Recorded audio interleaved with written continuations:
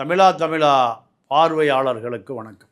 Armstrong கொலை வழக்கு பல மர்மங்களை உள்ளடக்கி வெளிச்சத்துக்கு வராத பல விஷயங்களை உயர்நீதிமன்றம் நீதியரசர் வேல்முருகன் பல சந்தேகங்களை எழுப்பி ஒரு உத்தரவை நீதிமன்ற ஆணையை பிறப்பித்திருக்கிறார்.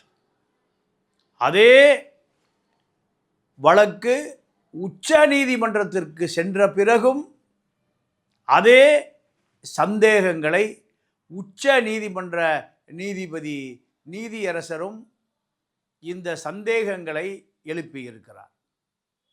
பொற்கொடி தரப்பு இந்த வழக்கை நடத்துவதற்கு தங்களையும் இணைத்து கொள்ள வேண்டும் என்று அவர்கள் கூறிய அத்தனை வேண்டுகோளும் நிராகரிக்கப்பட்டிருக்கிறது.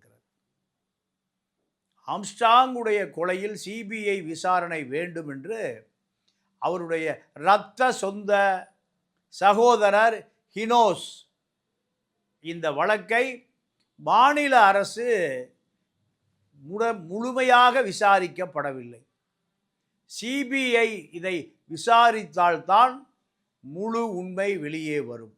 இப்படி அவர் சிபிஐயை கேட்கிற பொழுது மாநில அரசு பல முறைகேடுகளை செய்திருக்கிறது.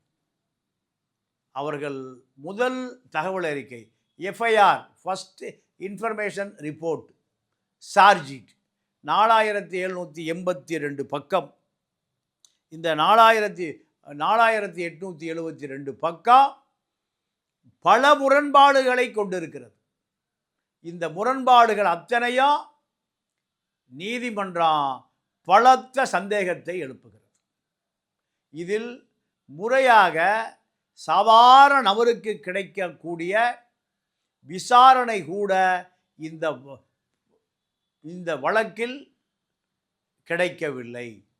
ஒரு மாநில கட்சியினுடைய தலைவர், ஒரு மத்திய பகுஜன் சமாஜ் கட்சி, இந்த கட்சியினுடைய மாநில தலைவராக இருந்த ஒருவருக்கு மாயாவதியே நேரடியில் இதில் தலையிட்டு உண்மை குற்றவாளிகள் மறைக்கப்படுகிறார்கள் என்று பொதுவெளியில் அவர் சொன்ன பிறகும் இந்த வழக்கில் பல ரகசியங்கள் ஒளிந்து கிடக்கிறது. உதாரணத்திற்கு அரசியல்வாதிகள் விசாரிக்கப்படவே இல்லை. அரசியல்வாதிகளை நோக்கி இந்த வழக்கு காவல்துறை அடக்கி கொண்டது என்று இந்த உத்தரவு சொல்லப்படுகிறது. இரண்டாவதாக, ஏன் விசாரணை திருப்தி அடையாமல் இருக்கிறது உயர் நீதிமன்றத்திற்கு? உயர்நீதிமன்றம் இந்த வழக்கில் எங்களுக்கு திருப்தி ஏற்படவில்லை என்று உயர் நீதிமன்றம் சொல்லுகிற கருத்தை உச்ச நீதிமன்றமும் அதே கருத்தை சொல்லுகிறது. குற்றவாளிகள் அடையாள அணிவகுப்பு நடத்தப்படவில்லை. ஏன் அது நடத்தப்படவில்லை? எதற்காக நடத்தப்படவில்லை? திருவேங்கடம் என்கவுண்டர், திருவேங்கடம்தான் இந்த குற்றவாளிகளை அத்தனை பேரையும் ஒருங்கிணைத்தவர். திருவேங்கடம் உடனடியாக என்கவுண்டர் செய்யப்படுகிறார். என்ன காரணம்? உண்மை வெளிவந்துவிடும், உண்மை உறக்க போய்விடும். இவர்கள் கிளை சிறையிலே வைக்கப்பட்டிருக்கிறார்கள், மத்திய சிறைக்கு கொண்டு செல்லவில்லை. காரணம், மத்திய சிறையில் கைதிகள் தாராளமாக சுற்றி திரியலாம், பல விஷயங்களை பேசலாம், பல குற்றவாளிகள் அங்கு இருக்கிறார்கள், வழக்கறிஞர்கள் அந்த குற்றவாளிகளை பார்ப்பார்கள், தகவல் வெளியே போகும். ஆதலால் கிளை சிறையிலே அடைக்கப்பட்டிருந்தார்கள். இது பலத்த சந்தேகத்தை ஏற்படுத்துகிறது. அடுத்து 4872 பக்கமும் நிறைய முறைகேடுகள், நிறைய குழப்பங்கள். இந்த குழப்பங்களோடு இந்த குற்றப்பத்திரிகை நீதிமன்றத்தில் தாக்கல் செய்யப்பட்டு இருக்கிறது. அதே போல் சம்பவ செந்தில் ஹைகோர்ட் வளாகத்திலும் ஓமந்தூரார் வளாகத்திலும் இவரை கொலை செய்வதற்கு பாம் வெடிகுண்டுகளோடும் துப்பாக்கிகளோடும் வீச்செறிவாளோடும் சுற்றி திரிந்தார் என்று சொல்லுகிற இந்த குற்றப்பத்திரிகையில் அவர் சென்ற இடங்களெல்லாம் விசாரிக்கப்படவில்லை. ஹைகோர்ட் வளாகம் விசாரிக்கப்படவில்லை, ஓமந்தூரார் வளாகம் விசாரிக்கப்படவில்லை, சம்பவ செந்தில் என்ன ஆனார் என்றே தெரியவில்லை. காவல்துறை பல குளறுபடிகளை வைத்திருக்கிறது. குற்றவாளிகள் பத்திரிகை செய்தி அவர்களாக சரணடைந்தார்கள் என்பது அன்றைய அடுத்த நாள் பத்திரிகை செய்தி. ஆனால் காவல்துறை குற்றப்பத்திரிகையில் அண்ணாநகர் பேருந்து நிலையத்தில் நாங்கள் மடக்கி பிடித்தோம் என்று நீள்கிறது. ஆக இந்த முரண்பாடு, தொடர்ச்சியான முரண்பாடு என்ன காரணத்திற்காக எழுகிறது? இந்த வழக்கில் யாரை பாதுகாக்க முயற்சி செய்கிறீர்கள்? ஏன் பதட்டப்படுகிறீர்கள்? இப்படியான கேள்விகளை உயர்நீதிமன்றமும் உச்ச நீதிமன்றமும் எழுப்பியிருக்கிறது. அதே போல் இந்த வழக்கினுடைய கோப்புக்கள் சிபிஐயிடம் விசாரிக்கப்பட வேண்டும். இந்த வழக்கு கோப்புக்கள் கட்டுக்கள் சிபிஐ ஒப்படைக்க வேண்டும் என்று உயர்நீதிமன்றம் சொன்ன பிறகும் ஒப்படைக்கப்படவில்லை. ஏன் நீண்டகால தாமதம்? இதை ஹீனோஸ் தரப்பு வழக்கறிஞர் ஆனந்தன் 2 பேரும் மீண்டும் கண்டெம்ட் ஆஃப் கோர்ட், ஏன் இந்த கோப்புகளை ஒப்படைக்க மறுக்கிறீர்கள்? இப்படி மீண்டும் நீதிமன்றத்தினுடைய கதவுகளை தட்டிய பிறகுதான் இந்த வழக்கினுடைய கோப்புக்கள் சிபிஐயிடம் ஒப்படைக்கப்பட்டது. இப்பொழுது புது ஆணையாளர், எங்களுக்கு ஆட்சேபனை இல்லை, மாநில அரசு விசாரிப்பது நாங்கள் விரும்பவில்லை, ஆகையால் சிபிஐயிடமே இந்த வழக்கை விசாரிப்பதற்கு நாங்கள் ஒப்புதல் அளிக்கிறோம். ஏன் இந்த விசாரணையில் பல தேக்கம் இருக்கிறது, ஏன் விசாரணை நீடிக்கவில்லை என்று கேட்கிற பொழுது பொற்கொடி இந்த வழக்கிலே திருப்தி அடைந்து விட்டார். பொற்கொடிக்காகத்தான் இந்த வழக்கு விசாரிக்கப்படுகிறதா? பொற்கொடிதான் இந்த வழக்கினுடைய சூத்திரதாரியா? அரசு வழக்கறிஞர்களோ, அரசு இயந்திரமோ, காவல்துறையோ, நீதிமன்றமோ, உயர் நீதிமன்றமோ, உச்ச நீதிமன்றமோ பொற்கொடிக்காகவா இயங்குகிறது? பொற்கொடிதான் போதுமென்றால் நிறுத்திக் கொள்வதற்கா, தொடருங்கள் என்றால் தொடருவதற்கா பொற்கொடி யார்?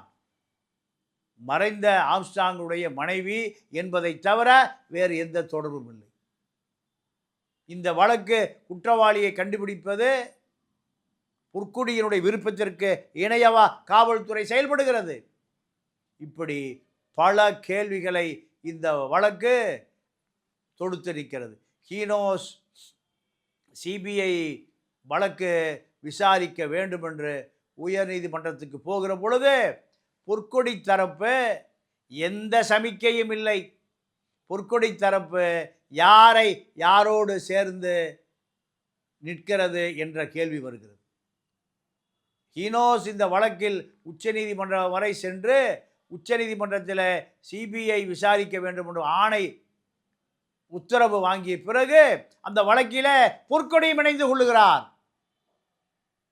நானும் இதில் என்னையும் ஒரு பார்ட்டியாக சேர்த்து கொள்ளுங்கள் என்று. இப்பொழுது இந்த வழக்கு இப்படி தாமதப்படுத்துவதற்கு செயற்கையாக சிபிஐ இந்த வழக்கை விசாரிக்க ஆரம்பிப்பதற்கு 8 மாத கால தாமதம். 8 மாத கால தாமதத்திற்கு காரணம் பொற்கொடியினுடைய வழக்கறிஞர் இந்த வழக்கை தாமதப்படுத்துவதற்கு அவர்கள் தரப்பு தான் பொறுப்பேற்க வேண்டும். இந்த வழக்கில் தங்களையும் பார்ட்டியாக சேர்த்து கொள்ள வேண்டும் என்று பொற்கொடி தரப்பு சொல்லுகிற பொழுது பழைய உத்தரவு தான் நடைமுறைக்கு வரும். ஆகையால் நீங்கள் இந்த வழக்கில் இந்த வழக்கு சிபிஐ விசாரணை செய்வதற்கு 2 அரசுகளும் 21 காரணம். இந்த மாநில அரசு தொடர்ந்து விசாரிக்க கூடாது என்ற உத்தரவை வாங்கியவர் ஹீனோஸ். இவர்கள் தங்களையும் பார்ட்டிகளாக சேர்த்து கொள்ளுங்கள், தாங்களும் இந்த வழக்கிலே சிபிஐ விசாரிக்க வேண்டுகிறோம் என்று இவர்கள் காலதாமதப்படுத்துவதற்காகவே திட்டமிட்டு இந்த வழக்கின் போக்கை மாற்றுகிறார்கள். இது ஒரு உள்நோக்கம் கொண்டது என்று உயர்நீதிமன்றமும் உச்ச நீதிமன்றமும் இவர்களுக்கு ஒரு கண்டனத்தை தெரிவிக்கிறது. 28/7/2025 இந்த ஜட்ஜ்மெண்ட், இந்த நீதியரசர்கள் இதை விசாரிக்க பொற்குடி மனு 5/8/25 2 வாரம் இவர்கள் கவுண்டர், அதாவது விசாரணையை ஏற்கவில்லை. காரணம், இந்த வழக்கின் போக்கு தாமதிப்பதற்கான காரணம் என்ன? 17/2/2025 ஹினோஸ் டிஜிபியிடம் இந்த சிபிஐ விசாரணை வேண்டும், மாநில அரசு விசாரிக்க கூடாது என்று புகார் கொடுத்த பிறகு 20/6/2026 வழக்கு விசாரணைக்கு வருகிறது. இவர்கள் இந்த குற்றவாளிகள் தரப்பு வழக்கறிஞர்கள் இந்த வழக்கிலே அடையாள அணிவகுப்பு நடத்தாமலே இந்த வழக்கின் போக்கு தொடர்ந்து மாறிக்கொண்டிருக்கிறது. சுப்ரீம் கோர்ட்டில் ஹினோஸ் அவர்கள் தமிழ்நாடு சென்னை உயர் நீதிமன்ற வேல்முருகன் நீதியரசர் ஜட்ஜ்மெண்ட்டுக்கு எதிராக 10/10/2025 உச்ச நீதிமன்றத்தில் விசாரணைக்கு மாநில அரசு எடுத்து வருகிறது. ஜே.கே. மகேஸ்வரி அமர்வு உச்ச நீதிமன்றத்தில் இந்த வழக்கை விசாரித்து இந்த வழக்கு எப்படி நீண்ட காலதாமதமாக மீண்டும் இந்த வழக்கின் போக்கு மாறப்போகிறது என்பதை உணர்ந்து ஹினோஸ் தரப்பு கேவியட் மனு, முன்னெச்சரிக்கை மனு, ஆனந்தன் ஹினோஸ் தரப்பு இந்த மனுவை உச்சநீதிமன்றத்தில் போட்ட பிறகு இந்த வழக்கு பல மாத தாமதத்தின் பிறகு ஜே.கே. மகேஸ்வரி அமர்வு சிபிஐ விசாரித்து ஆக வேண்டும் என்று ஒரு இறுதி உத்தரவை போடுகிறார்கள். இறுதி உத்தரவை போட்ட பிறகு 6 மாத காலம் 7 மாத காலம் இந்த வழக்கு தாமதிப்பதற்கு காரணம் பொற்குடி வழக்கறிஞர் முன்னாள் கேரளா உயர்நீதிமன்ற நீதியரசர் பார்சந்த் அவர்கள் இந்த வழக்கிற்காக உச்ச நீதிமன்றத்தில் ஆஜராகி அவர் இந்த வழக்கு 1 மாத காலத்தில் விசாரிக்க வேண்டிய வழக்கை இடைக்கால தடை 8 மாத காலம் தாமதமாவதற்கு இந்த இடைக்கால மனுதான் காரணம். இப்படி பல குளறுபடிகளை இந்த வழக்கு சந்தித்து கொண்டே இருக்கிறது. இதையெல்லாம் பார்க்கிற பொழுது உண்மையான குற்றவாளி தப்பிக்க வைக்கப்பட்டாரா? உண்மையான குற்றவாளியை மாநில அரசு காப்பாற்ற நினைக்கிறதா? யார் அந்த உண்மையான குற்றவாளி? இந்த குற்றவாளி இந்த வழக்கிலிருந்து தப்பித்துக் கொள்வதற்கு இந்த பொற்கொடியை ஆட்டுவிக்கிற ஏதோ ஒரு போர்க்கொடி இவர்கள் முயற்சி செய்கிறார்களா என்று இந்த வழக்கின் போக்கு தாமதமாவது, ஹினோஸ் உச்சநீதிமன்றத்தை நாடுவது, சிபிஐயிடம் வழக்கு கோப்புகளை மாநில அரசு ஒப்படைக்காமல் காலதாமதம் பண்ணுவது பல்வேறு சந்தேகங்களை எழுப்புவதாகையான குற்றவாளிகளை சட்டத்தின் முன் நிறுத்த தவறிய தமிழக அரசு ஒரு மிகப்பெரிய வரலாற்று தவறை செய்திருக்கிறது. மக்களினுடைய ஒட்டுமொத்த கருத்து, உண்மையான குற்றவாளிகள் சட்டத்தின் முன் நிறுத்தப்பட வேண்டும். அப்படி நிறுத்தப்படாததற்கு தமிழக அரசு என்றால் திமுக அரசு, கடந்த திமுக அரசு குற்றவாளிகளை வைத்திருக்கிறது, குற்றவாளிகளை காப்பாற்ற முயற்சி செய்கிறது என்கின்ற அந்த செய்தி மக்களிடம் போய் சேருவதற்கு வெகு தொலைவில் இல்லை. மீண்டும் சந்திப்போம். நன்றி, வணக்கம்.